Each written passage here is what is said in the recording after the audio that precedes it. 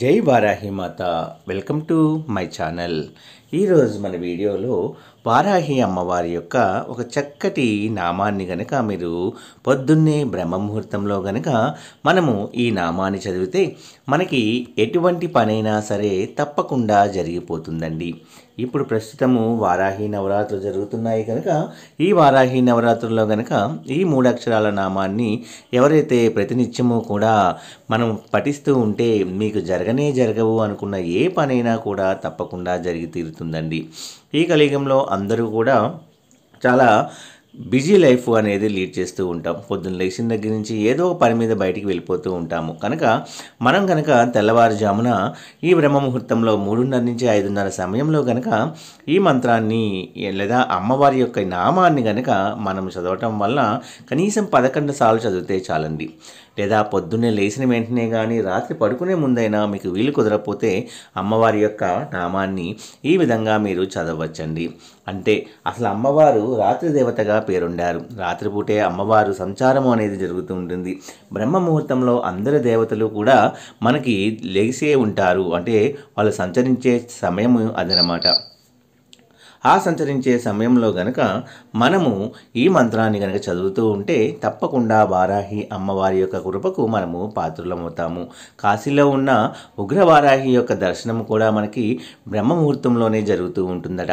కాబట్టి బ్రహ్మముహూర్తంలో అమ్మవారి యొక్క ఈ నామాన్ని ఎవరైతే చదువుతారో 11 సార్లు తప్పకుండా మన కోరికలన్నీ కూడా నెరవేరుతాయి.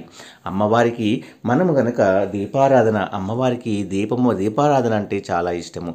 అమ్మవారిని మనము నేతితో దీపారాధన చేస్తే అమ్మకి త్వరగా ప్రసన్నురాలము అవుతామండి. అలాగే అమ్మవారికి చిన్న బెల్లం ముక్క నైవేద్యము లేదా బెల్లం పానకము అంటే అమ్మవారికి ప్రీతి.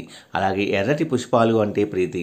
కనుక మీరు తప్పకుండా అమ్మవారి పూజ చేసేవాళ్ళు తప్పకుండా ఎర్రటి పుష్పాలతో అలంకరించండి. అలాగే కనీసం బెల్లం ముక్క లేదా పానకము అనేది అమ్మవారికి నివేదించండి. అమ్మవారికి ఇష్టమైంది ఏదైతే మనం నివేదిస్తామో తప్పకుండా అమ్మవారు మనల్ని అనుగ్రహిస్తారు. అందులోనూ రాత్రి దేవతగా పేరొందిన అమ్మవారు మనం తెల్లవారుజామున బ్రహ్మ ముహూర్తంలో గనక ఈ నామాన్ని గనక మనం ఇలా 11 సార్లు చదవటం వలన తప్పకుండా అమ్మవారు వింటారు. అమ్మవారికి మనం కష్టంలో ఉన్నప్పుడు అమ్మవారిని ప్రార్థిస్తే అమ్మవారి స్వయంగా దిగి వస్తారట. వచ్చి వాళ్ళ యొక్క కష్టాలన్నిటినీ కూడా మాపుతారు అని ఒక పెద్ద నానుడి కూడా ఉందండి. అంటే అమ్మవారు స్వయంగా దిగి వచ్చి మన కష్టాన్ని తీరుస్తారు అనేది నిజంగా అందరూ చెప్పే మాట. కాబట్టి వారాహి అమ్మవారిని ఈ కలియుగ ప్రత్యక్ష దైవంగా అందరూ కూడా పూజ చేస్తూ ఉంటారు. అందులోనూ ఈ వారాహి నవరాత్రుల్లో గనక ఇంత అద్భుతమైన నామాన్ని, ఆ నామాన్ని గనక మనము చదవటం వల్ల తప్పకుండా అమ్మవారు మనల్ని కరుణిస్తారు. ఆ నామము ఏంటి అంటే నర్పవి. నర్పవి నర్పవి అనే ఈ నామాన్ని గనక వారాహి అమ్మవారి పేరులోని ఇదొక నామము. ఈ నామంతో గనక అమ్మవారిని పిలిపిస్తే మన యొక్క కోరిక ఏదైనా సరే తప్పకుండా దిగివచ్చి మన కోరికని తీరుస్తారు. చాలామంది జీవితాల్లో అద్భుతాలను సృష్టించిన అమ్మవారి నామము లేదా మంత్రము అనేది నర్పవి అండి.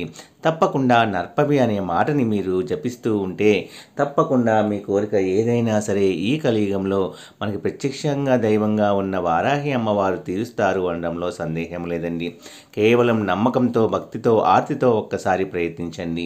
మీ కోరిక ఏదైనా సరే అమ్మవారు తప్పకుండా తీర్చి మీకంతా మంచి జరిగేలాగా చూస్తారో అనడంలో సందేహం లేదండి. సర్వే జన సుఖినో భవంతు. ప్రతి ఒక్కరి జీవితాల్లో మంచి జరగాలని మనస్ఫూర్తిగా కోరుకుంటూ జై వారాహి మాత. నా వీడియోస్ కనుక మీ అందరికీ నచ్చినట్లయితే please like, share and subscribe and support my channel.